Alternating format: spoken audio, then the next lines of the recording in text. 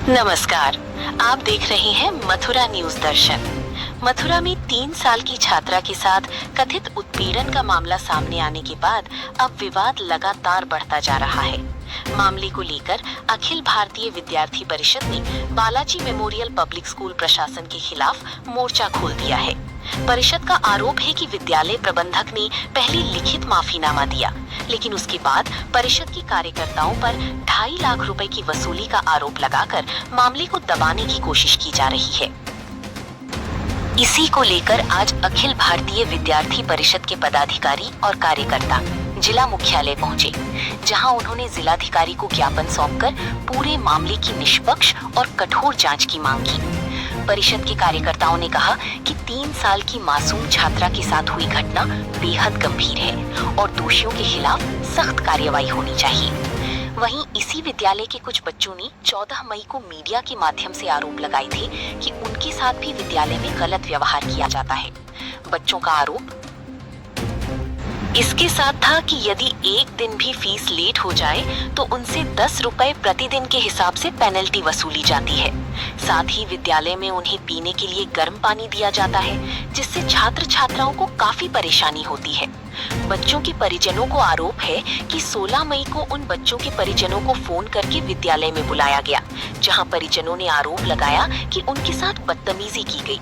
इतना ही नहीं, उनका ये भी आरोप है स्कूल में उनके साथ धक्का मुक्की और मारपीट भी की गई तथा उन्हें वहां से भगा दिया गया। इस पूरे मामले की शिकायत परिजनों द्वारा क्षेत्रीय चौकी बिल्ला मंदिर में प्रार्थना पत्र देकर की गई है।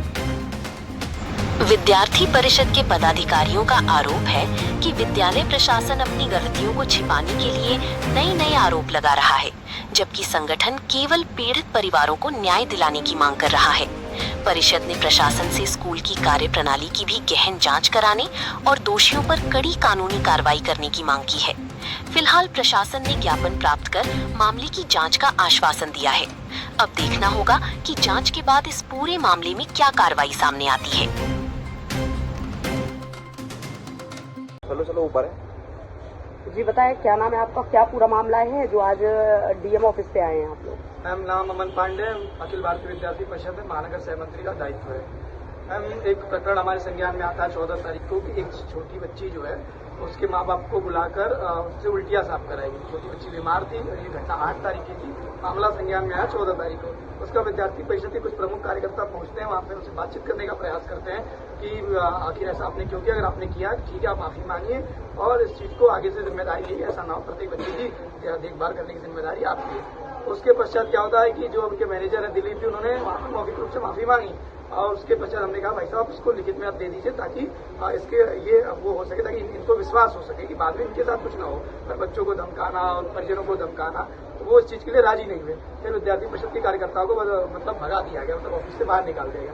फिर हम लोग लोकतांत्रिक हथकंडा अपनाते हुए आंदोलन के लिए बाध्य हुए। 10-15 मिनट का आंदोलन चला। फिर थानाध्यक्ष महोदय के प्रेजेंस में उन्होंने एक लिखित में माफीनामा मांगा और ये स्वीकार किया कि हमसे ये घटना हुई है। क्या नाम है स्कूल का? और स्कूल का नाम है बालाजी मेमोरियल स्कूल है, जो कि बिरला मंदिर गोविंद नगर थाना क्षेत्र में स्थित है। और अब हम लगभग 11 बजे से यहाँ आंदोलनरत थे।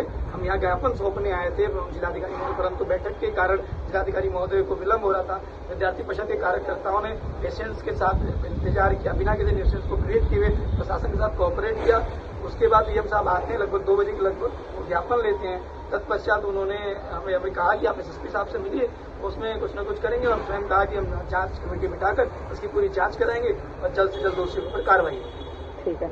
आपका और क्या मामला है पूरा जो आज डीएम ऑफिस पे आप लोग आए थे? मेरा नाम भरत शर्मा है। ये मेरी बेटी का मामला है। मैं एक्चुअली बाहर था 6-7 दिन के लिए, तो स्कूल में मेरी बेटी की तबीयत खराब हो गई थी। बालाजी मेमोरियल स्कूल में पढ़ती है, नर्सरी क्लास में। उसकी तबीयत खराब हो गई थी, उसको वोमिटिंग हुई। वोमिटिंग करने के बाद वो बच्ची रोती रही, उसकी नाक से भी वोमिटिंग आ रही थी। तो मेरी वाइफ को फ़ोन किया, मैं तो था नहीं, मेरी वाइफ को फ़ोन किया। मेरी वाइफ को भी पहुंचने में लगभग 20 से 30 मिनट लगे, क्योंकि वो छोटा बच्चा हो रहा है, उसको लेके गई थी स्कूल। तब तक वो बच्चा वहीं खड़ा रहा। मेरी बेटी जो वहीं खड़ी रही, उल्टी में ही सनी हुई, नाक से उल्टी आ रही है और फर्श पे भी उल्टी पड़ी हुई थी, वहीं खड़ा रखा। उसको पानी भी नहीं पिलाया स्कूल में। मेरी वाइफ जब स्कूल पहुंची तो पहले उसके हाथ में पहुंचा का कपड़ा दिया कि उल्टी साफ कर दो, उसके बाद बच्चे को पानी पिलाया। उल्टी साफ करी उसने, फिर बच्चे वो उसने कर भी दी, वैसे वो पढ़ी लिखी नहीं करती, लेकिन बच्चे की हालत देख के उसकी भी हालत खराब हो गई। तो पहले उसने पोछा लगाया, फिर बच्चे को गोदी में लिया, मुंह साफ कराया, उसको घर लेके चली गया। मैं जब 12 तारीख को घर पे आया तब मेरी वाइफ ने मुझे बताया कि ये सब कुछ मेरे साथ स्कूल में हुआ। तो मैं स्कूल पहुंचा, स्कूल में मैंने प्रिंसिपल से बस इतना कहा कि आपके स्कूल में एक मेड नहीं है जो आपने मेरी वाइफ को बुला के उसको ये फर्श साफ करवाया। तो उन्होंने बोला कि हम मेड अफोर्ड नहीं कर सकते। मैंने उनसे बोला कि अगर अफोर्ड नहीं कर सकते तो स्कूल बंद कर दीजिए आप। उन्होंने बोला कि नहीं, स्कूल तो बंद नहीं करेंगे हम, आप अपनी बच्ची को स्कूल से निकाल लो, दूसरे स्कूल में पढ़ा लो। मैंने बोला बच्ची को नहीं निकाल सकते क्योंकि मेरी बच्ची RTE के तहत आई है स्कूल में सरकार के द्वारा। तो बोलते हैं कि आप मुझे कोई फीस थोड़ा दे रहे हो, बच्चा आपका फ्री में पढ़ रहा है। ये सब घटना भी फिर उन्होंने मुझे धमकी दी, इसको रस्टिकेट कर दूंगा, बच्चे को कहीं एडमिशन नहीं होगा इसका, प्रिंसिपल ने। तो मैं उस बच्चे को लेकर निकल गया। उसके बाद की सब घटना आपको पता ही है। जहाँ अभी आप जिला अधिकारी जी से भी मिले, ज्ञापन सौंपा है और वरिष्ठ पुलिस अधीक्षक की यहाँ भी आए हो, क्या आश्वासन दिया? यहाँ पे आया हूँ, उन्होंने बोला है कि इस पे कार्रवाई होगी और स्कूल पे हड़ताल होगी पूरी।